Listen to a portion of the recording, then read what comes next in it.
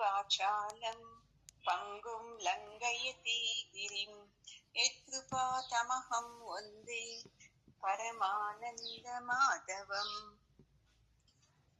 ఓం సహనా భవతు సహనౌ భునక్తు సహ వీర్యం కరవావహై తేజస్వినావధీతమస్తు మా విద్విషావహై. ఓం శాంతి శాంతి శాంతి. ఈరోజు 14వ శ్లోకము. మాత్రా స్పర్శాస్తు కౌంతేయ శీతోష్ణ సుఖ దుఃఖదాః ఆగమాపాయినో నిత్యాః తాం స్థితిక్షస్వ భారత. ఏం చెప్తున్నాడంటే పరమాత్ముడు, అర్జున భారత అంటాడు చూడండి. ఎంత ప్రేమతో ఒక్కో తూరి ఒక్కొక్క పేరుతో పిలుస్తాడు. భారత అంటే భరత వంశజుడు అని, అందుకని భారత అని ప్రేమతోనే నిదానంగా బుద్ధివాదాలు చెప్తాడు. మనము కోపంతో బుద్ధివాదాలు చెప్తామో అందుకే మనకు సమస్యలు. ఎప్పుడైతే సహనంగా ప్రేమగా చెప్తే కొద్దిగా లోపలికి వెళుతుంది. ఈ ట్రిక్ ఉపయోగిస్తూ పరమాత్ముడు ఏ భారత అని ఎంత ముద్దుగా పిలుస్తున్నాడు చూడండి. ఏం చెప్తున్నాడంటే, చూడప్ప నువ్వు ఇంత దుఃఖిస్తున్నావు కదా, నేను యుద్ధం చేయను, నాకు వద్దు, నేను వెళ్ళిపోతాను అని. ఇప్పుడు అంతే అర్జున, భారత, ఈ సుఖ దుఃఖాలు అనేది కొద్దిసేపు కనబడుతుంది, మళ్ళీ కొద్దిసేపు ఉండదు. ఉంటారా అండి? ఎప్పుడూ సుఖంగానే ఉండేకి సాధ్యమవుతుందా? లేదు. మధ్యలో దుఃఖం వచ్చి వస్తుంది, ఏదో ఘటనలు జరిగేసి. పోనీ ఎప్పుడూ దుఃఖంలోనే ఉండేవాళ్ళు అలాగే ఉంటారా? లేదు కదా, మధ్యలో సుఖం వస్తుంది. అలాగే భారత, ఈ సుఖ దుఃఖాలని నువ్వు తడుచుకోవాలి. అయ్యో దుఃఖం వచ్చింది అని ఇంత ఏడుస్తున్నావు కదా యుద్ధరంగంలో కూర్చొని, అలా వద్దు, ఏడవద్దు, నీకు సుఖం వస్తుంది. ఎందుకంటే ఇవి ఎప్పుడూ అంతే శాశ్వతంగా ఉండేవి కాదు. ఈ సుఖ దుఃఖాలు ఒక్కొక్కరికి 2-3 రోజులు, 1 నెల ఉండొచ్చు. కొంతమందికి ఇప్పుడేమో సంతోషం అవుతుంది, వెంటనే ఏదో దుఃఖం కలిగించేది విషయం ఏంటారో దుఃఖిస్తారు. ఎందుకంటే వాళ్ళ ప్రారంభంలో ఎలా ఉంటుందో అలాగే ఇది. అయినాను ఈ సుఖ దుఃఖాలు శాశ్వతం కాదు అని తెలుసుకోవాలి. చూడండి, మనము కౌంతేయ అని కూడా అంటాడు చూడండి, ఎంత బాగా. కౌంతేయ అంటే కుంతి పుత్రుడా అని. అందుకే చూడు, ఇప్పుడు అర్జున ఎండాకాలం వస్తుంది. అప్పుడు మనం ఏమనుకుంటాము, అయ్యో జీవితాంతము ఎండని అనుకోం కదా మనము. అమ్మో ఎండాకాలం ఉంది, కొద్దిగా చలవగా ఉండాలి, మనము తొందరగా లేచి పనులన్నీ చేసుకోవాలి, ఎండ వచ్చే టయానికి బయటకు వెళ్ళరాదు అని, లే కాటన్ బట్టలు వేసుకోవాలి అని, లే తంపుగా ఉండాలి అని మజ్జిగ తాగుతూ, కొబ్బరి నీళ్లు తాగుతూ ఇలా మనము ఎండాకాలాన్ని ముగిచ్చేస్తాము. పోనీ ఇంకా చలికాలం వస్తుంది కదా, అప్పుడును అలాగే కదా. మనము చలికాలంలోనూ అయ్యో చలి ఎప్పుడూ ఉండదు కదా, ఇది 4 నెలలే ఉంటుంది, ఒక 5 నెలలు ఉంటుంది అంతే, దానికి నేనెందుకు భయపడాలి, చింతించాలి, దుఃఖించాలి అని స్వెటర్ వేసుకుంటాము, దేహాన్ని వేడిగా పెట్టుకుంటాము. ఇలా వేడి వేడి పదార్థాలు తింటూ చలికాలాన్ని కూడా అలా ముగిచేస్తాము. లేదు ఏడుస్తూ కూర్చుంటామా అర్జున? అలాగే ఈ సుఖ దుఃఖాలను అంతే, కొద్ది కాలం ఉంటుంది, కొద్ది కాలము వెళ్ళిపోతుంది. ఇవన్నీ నేర్చుకోవాలి.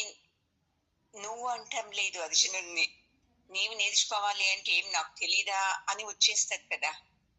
ఇప్పుడు అజ్ఞానంతో మాట్లాడే వాళ్ళని, కోపంతో దుఃఖంతో మాట్లాడే వాళ్ళని మనము వదిలేసేయాలి. అప్పుడు మనం ఏం బుద్ధి చెప్పినా వాళ్ళకు అహంకారం ఇంకా పైకి వెళ్ళిపోయేస్తుంది. నోటికొచ్చినట్లు మాట్లాడేస్తారు.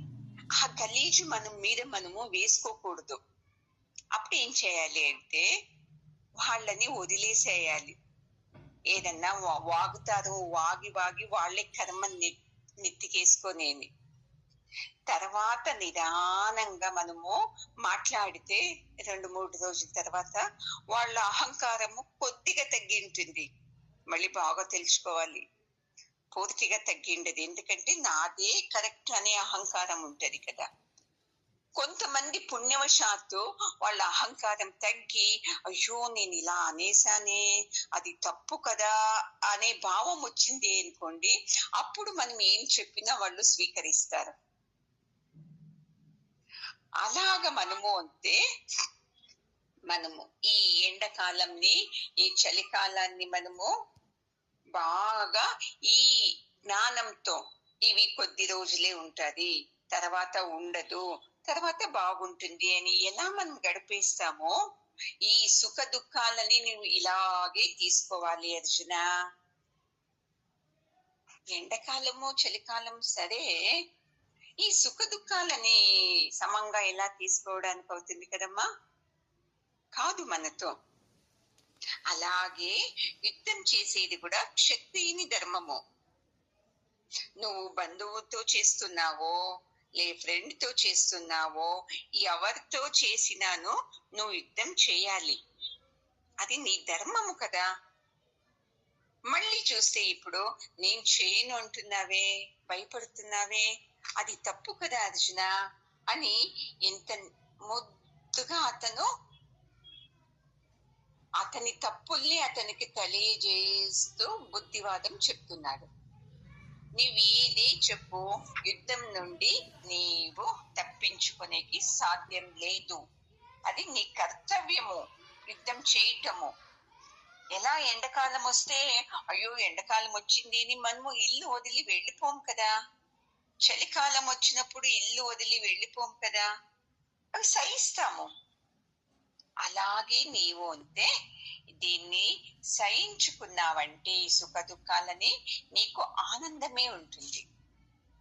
ఇప్పుడు చూడండి, ఒక తల్లికు 5 మంది ఉంటారనుకోండి, 5 మందిను ఒకేలాగా మాట్లాడతారా? అమ్మతో ఒకే బుద్ధి ఉంటుందా?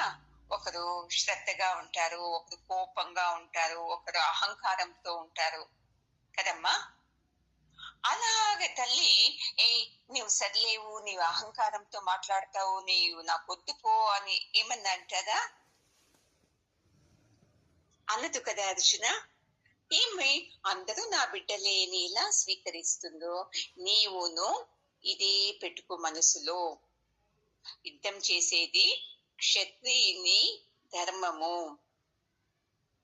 మనము నేను యుద్ధం చేయాలి, గెలుస్తానో ఓడుతానో తర్వాత మాట.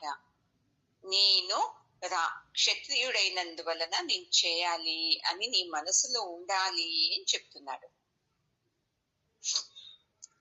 ఇక్కడ పరమాత్ముడు ఇంద్రియాల గురించి, మనము ఇంద్రియాలని ఇలా వదిలేసినందుకే కదా ఇవన్నీ, జ్ఞానేంద్రియాలని. ఏది కావాలో కళ్ళతో చూసిందంతా చూసి అయ్యో ఇది కావాలి అంటాము, చెవులతో విన్నదంతా విని అయ్యో ఇలాంటిది మనము తీసుకోవాలి అంటాము. ఇలా ఇంద్రియాల్ని మనం వదిలేసినందుకే మనలో ఈ అజ్ఞానము, అహంకారం అనేది పేరుకుని వెళ్ళిపోయింది. అందుకే ఈ అజ్ఞానాన్ని వదిలించుకోవాలి, అహంకారాన్ని వదిలించుకుంటే అప్పుడు మనకు దుఃఖం కాదు. లేదు అంటే దుఃఖం దుఃఖం అవుతూనే ఉంటుంది. అందుకే ఒక మాట అన్నాడు చూడండి, తాం స్థితి అంటే తితీక్ష, సహించుకో. ఎంత పెద్ద మాట అన్నాడు చూడండి పరమాత్ముడు. నీవు సహించుకునేది నేర్చుకో. మనం మన జీవితంలో సహనం అనే దాన్ని దూరం పెట్టేశాం మనము. సహించుకోం మనము. ఒక మాట అన్నాను, ఏ నా మనస్తత్వానికి ఇది విరుద్ధం కదా అని అహంకారంతో చెలరేగిపోతాం. ఎవరైతే ఈ జ్ఞానంతో ఒప్పుకుంటారు చూడండి, వాళ్లకు ఈ సహనం అనేది వస్తుంది చూడండి. ఎవరైతే ఈ జ్ఞానంతో ఒప్పుకోరు చూడండి, నేనే కరెక్ట్ అని ఉంటానో, వాళ్ళు జీవితాంతం ఆనందంగా ఉండడానికి సాధ్యం కాదండి. ఎందుకంటే అహంకారం అలా మిడిసిపడుతూ ఉంటుంది ప్రతి ఒక్క విషయానికి. ఎవరైనా ఆనందంగా అవుతుందా అహంకారం ఉండేవాళ్ళు, అజ్ఞానం ఉండే వాళ్ళతో? అందుకే చూడు చెప్తున్నాను, ఎలాగా పుట్టు ఉంటది, యవ్వనం ఉంటది, ముసలితనము ఉంటది, మళ్ళీ చనిపోవడము ఉంటుంది కదా. ఇప్పుడు యుద్ధరంగంలో వీళ్ళందరూ చనిపోతున్నారు అంటే నీ నుండి అని ఎందుకు అనుకుంటావు?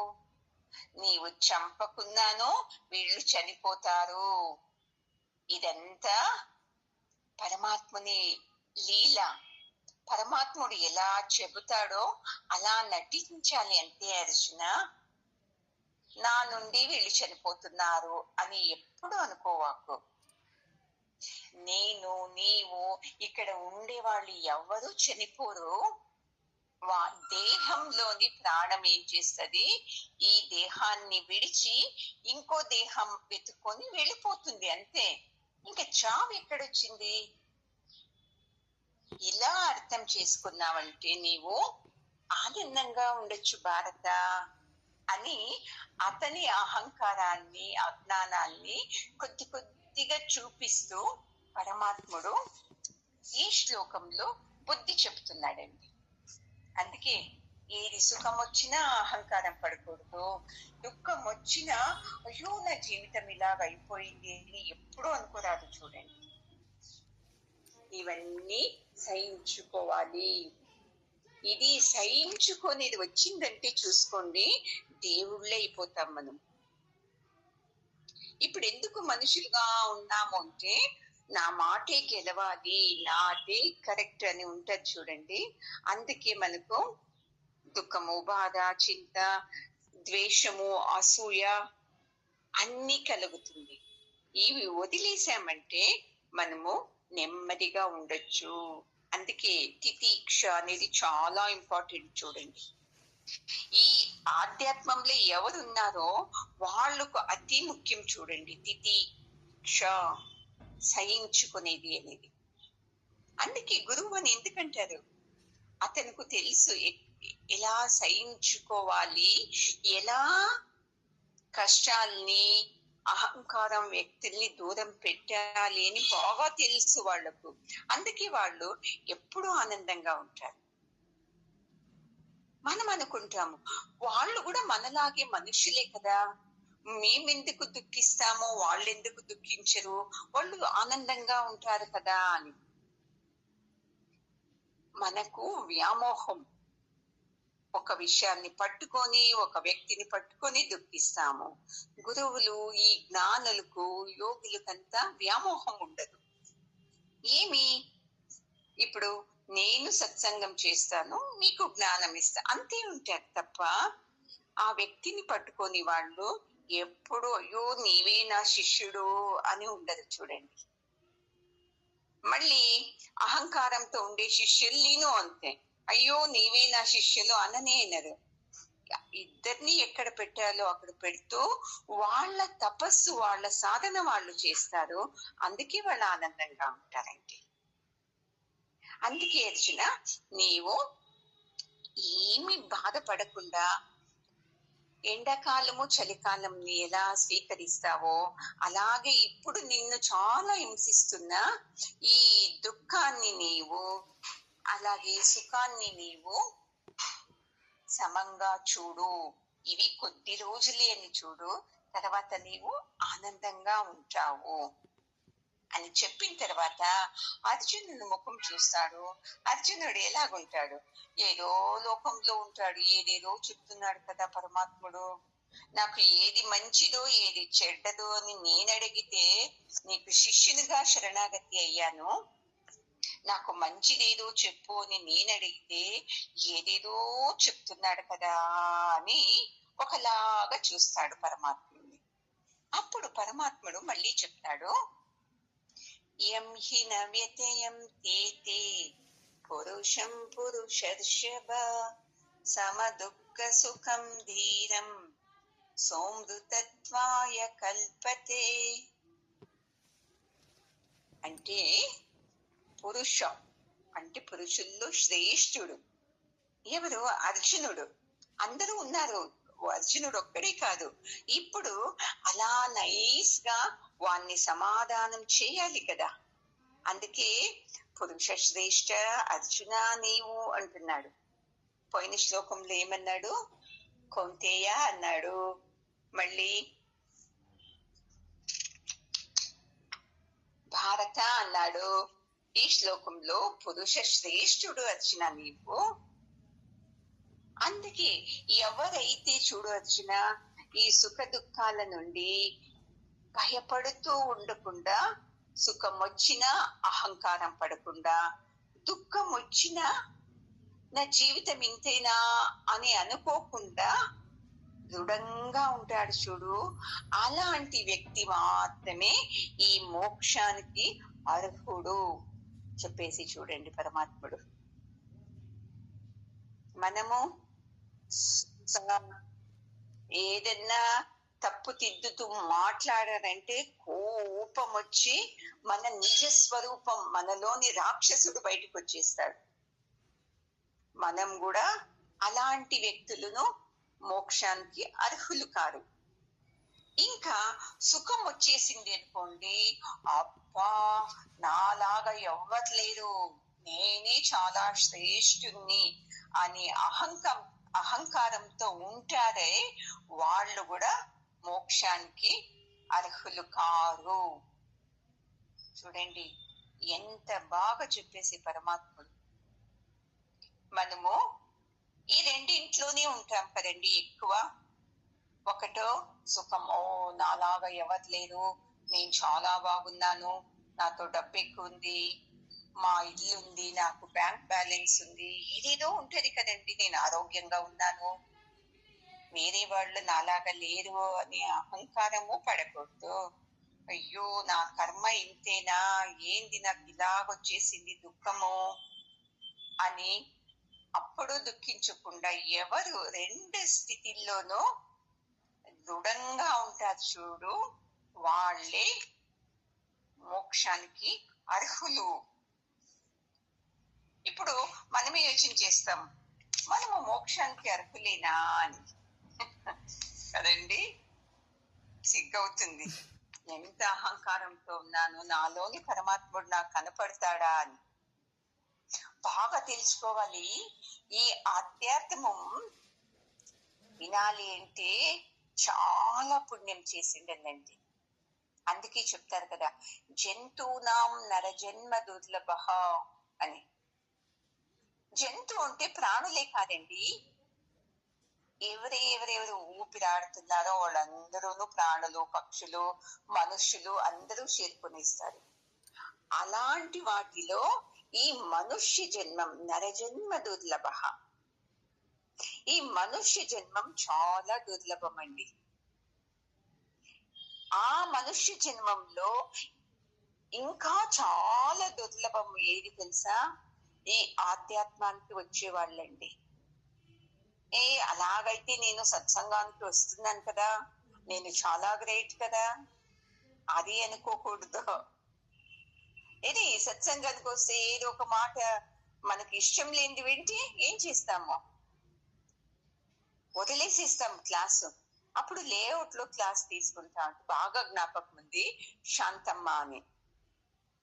ఏమ్మా క్లాస్కి రాలేదు అంటే, నేనేం చేస్తున్నాను, వాళ్ళు ఎవరు రాలేదు అందుకే నేను రాలేదు. అటుకి క్లాస్ ఎందుకు తీసుకుంటున్నామే?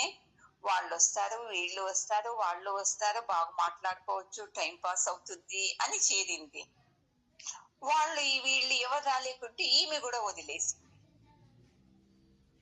ఎవరి కోసం రావాలి సత్సంగానికి? నా మోక్షాని కోసము, నా శుద్ధి కోసం సత్సంగానికి రావాలి. కానీ నువ్వు క్లాసుకు జాయిన్ కా, నీవు క్లాసుకు జాయిన్ కా అని ఫోన్ చేస్తే జాయిన్ కావాలా? ఆమెనే అనింది. ప్రాణాయామం కూడా గురూజీతోనే అన్నారు వాళ్ళు. ప్రాణాయామం చేస్తున్నావమ్మా అని ఒకరు అడిగారు సత్సంగంలో గురు పూర్ణిమ వచ్చినప్పుడు. లేదు గురుజీ, నేను ప్రాణాయామం చేస్తాలేదు, ఎందుకంటే నా బ్యాచ్ లో చేరిన వాళ్ళు ఎవ్వరూ చేస్తలేరు, అందుకే నేను చేస్తలేదు ప్రాణాయామం అని. గురువు గారు ఊరికి నవ్వారంటే, మంచి పని చేస్తున్నావమ్మా అన్నారు. సత్సంగము, ప్రాణాయామము, ధ్యానము నా కోసమా, లే అందరూ క్లాస్కి వస్తే నేను వస్తాను అనే దానికోసమా? అర్థమే కాదు మన మనసు. అలాంటి విచిత్ర స్థితి మనది. అందుకే మనం ఎలాంటి సంఘం చేస్తామో అలాంటి భావాలే మనకు వస్తుంది. చెడ్డ సంఘం చేస్తే చెడ్డ భావాలు వస్తాయి, మంచి సంఘం చేస్తే మంచి భావాలే వస్తాయి. కానీ అందుకే ఎవరైతే ఈ ఆధ్యాత్మం పక్క వస్తారు చూడండి, మనుష్య జన్మను కాదు, మనుష్యుల్లో వీళ్ళు ఇంకా ఉత్తములు అని గురువు గారి మాట, పరమాత్ముని మాట. అలాంటి సంఘంలో ఎవరుంటారో వాళ్ళు చాలా ఇంపార్టెంట్.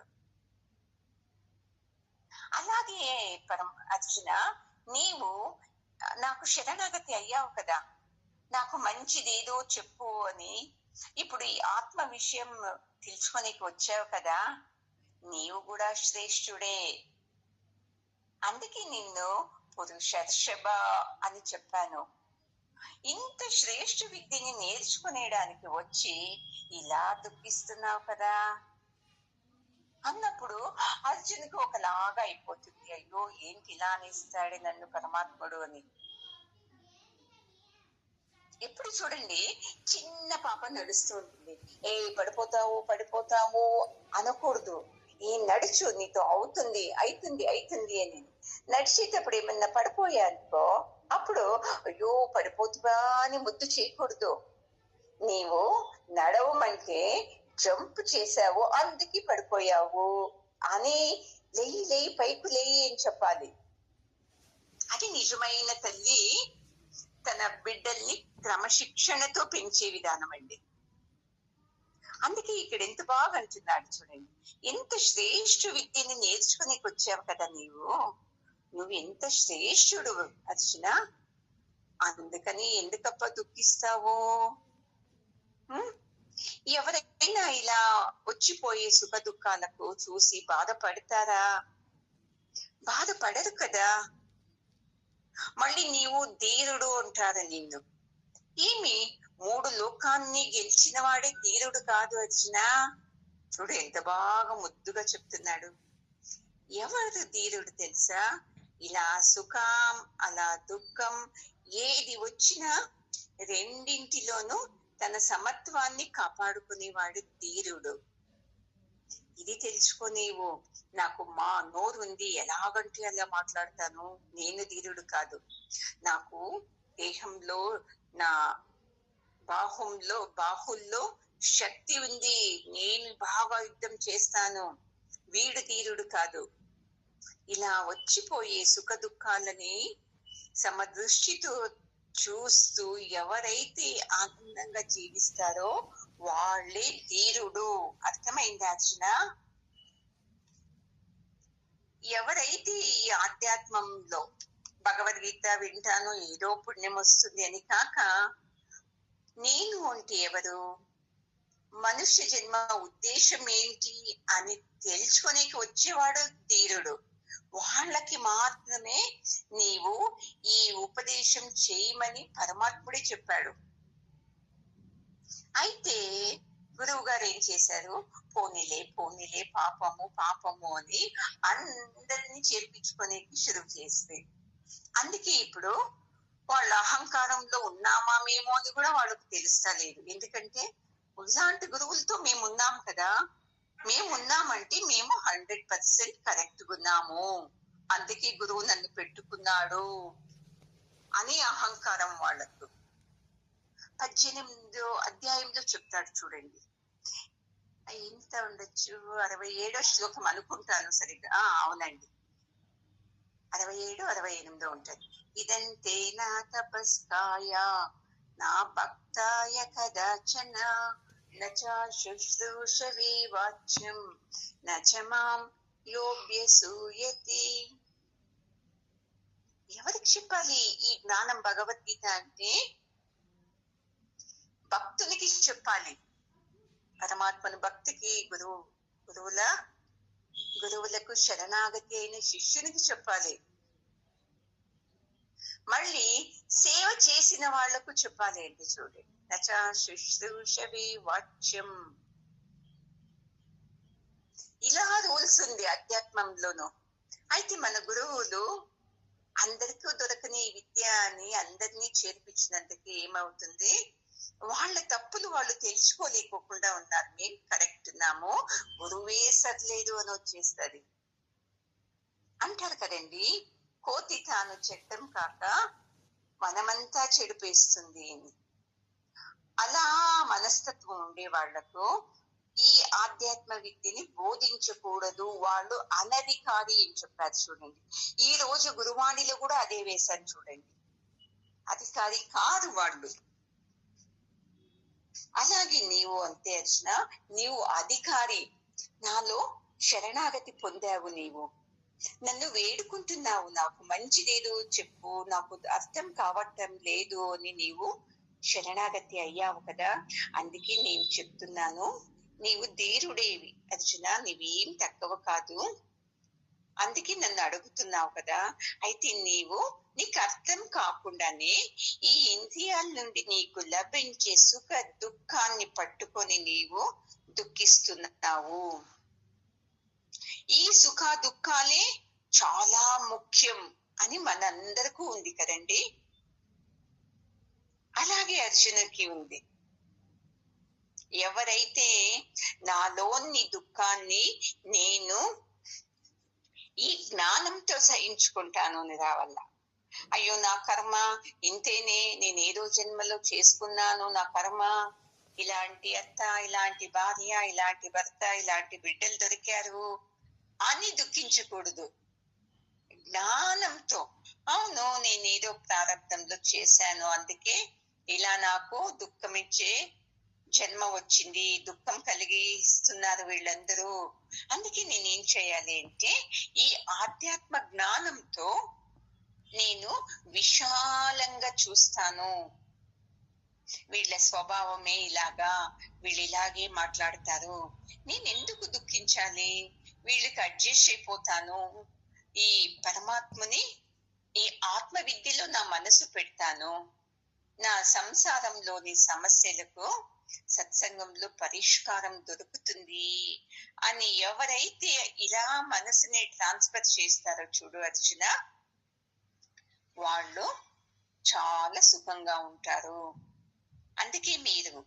అందుకే అర్జున, నీవు సుఖం వచ్చినా ఇది శాశ్వతం అని అనుకోకు, ఇదే సత్యము అని అనుకోకు. దుఃఖం వచ్చినా ఇదే శాశ్వతము, ఇదే సత్యము అని అనుకోకు.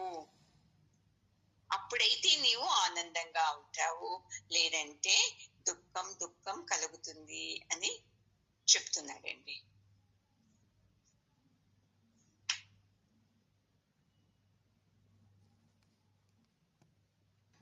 నా సతో విద్యతే భావః నా భావో విద్యతే సతః ఉభయోరపి దృష్టోంతః వనయోస్తత్వదర్శిభిః.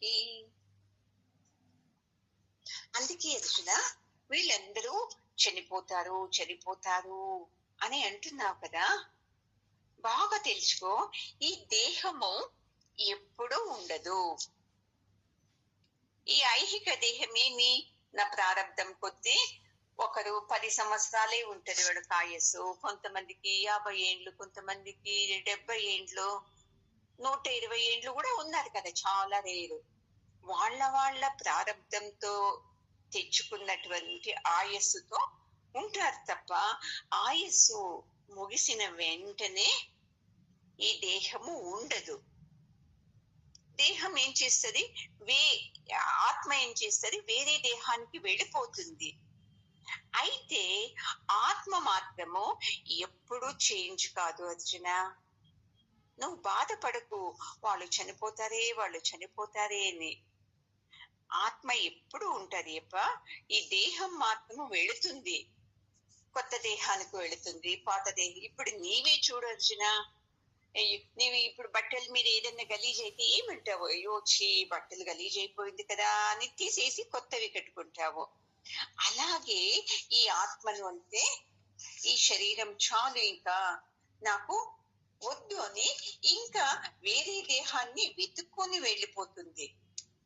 ఇలా నువ్వు అర్థం చేసుకున్నావంటే నీకు ఆనందము, లేదు అంటే నీకు ఎప్పుడు దుఃఖమే ఉంటుంది. చూడు అర్జున, ఎందుకంటే ఈ దేహము చేంజ్ అయితానే ఉంటది కదండి. పంచదశీలు కాదు, భజగోవిందంలో చెప్పాను కదా, అస్తి జాయతే వర్ధతే విపరిణిమతే అపక్షీయతి వినశ్యతి. ఇలా 6 వికారాలు, 6 వికారాలు ఉన్నాయి. ఈ దేహం ఏమవుతుంది, కొన్ని రోజులు ఒక్కొక్కలాగా అది చేంజ్ అవుతానే ఉంటుంది.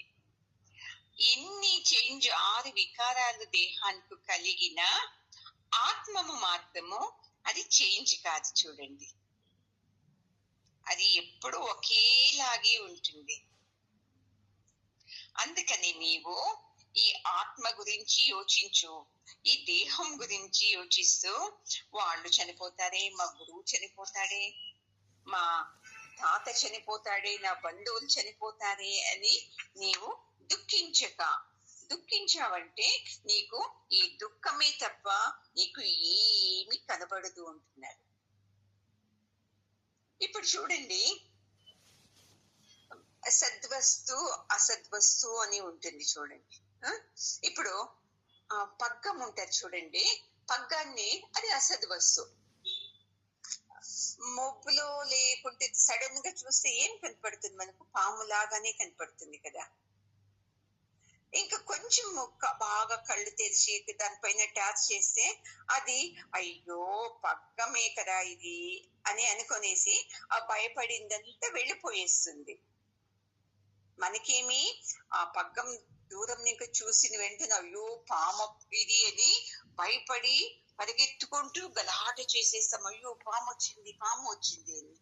తర్వాత చూస్తే, నిదానంగా చూస్తే దాంట్లో పామే కనపడదు, పగ్గం ఉంటుంది.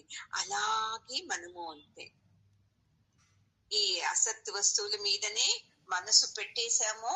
అయ్యో ఇది లేకుంటే నాకు ఎలాగా, ఇది లేకుంటే ఎలాగా అని యోచిస్తున్నాము. ఆ వ్యక్తుల్లో ఉండే సత్ స్వరూపాన్ని మనం గుర్తించాలి.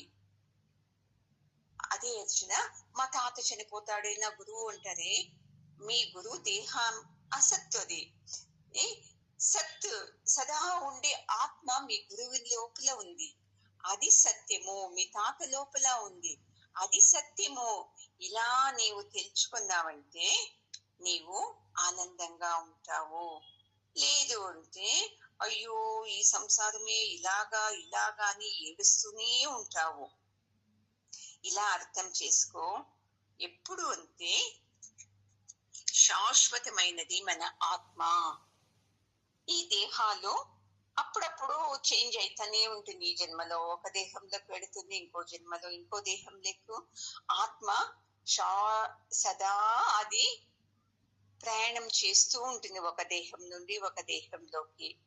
ఇలా అర్థం చేసుకున్నావంటే మీ గురువు గారి ఆత్మను శాశ్వతమే, మీ తాత భీష్మాచార్యుల ఆత్మను శాశ్వతమే. నువ్వు బాధపడుతున్నావే, ఈ సైనికులు నా బంధువులు వాళ్ళందరి ఆత్మలు శాశ్వతమే. అర్జున, నువ్వు దుఃఖించకుండా యుద్ధం చేయి, ఇది నా కర్తవ్యం అని చేయి అని పరమాత్ముడు ఒత్తి ఒత్తి చెప్తున్నాడు అర్జునునికి. అయినాను అర్థమవుతుందా? ఇంత వివరంగా సత్సంగంలో ఎన్ని ఏండ్ల నుంచి చెప్తుంటేనే అర్థం కాలేదు. ఆ భయపడుతూ ఉన్నాడు యుద్ధరంగంలో. పరమాత్ముడు చెప్పింది అర్థమవుతుందా అర్జునునితో? ఇలా దుఃఖిస్తూనే కృష్ణన్ ముఖం చూశాడు. ఏదేదో చెప్తున్నాడు కదా, ఏందబ్బా అర్థమే అవటం లేదు అని. అప్పుడు పరమాత్ముడు ఏం చెప్తాడు నెక్స్ట్ క్లాస్ లో విందామండి. ఓం పూర్ణమదః పూర్ణమిదం పూర్ణాత్ పూర్ణముదచ్యతే పూర్ణస్య పూర్ణమాదాయ పూర్ణమేవావశిష్యతే. ఓం శాంతి శాంతి శాంతి.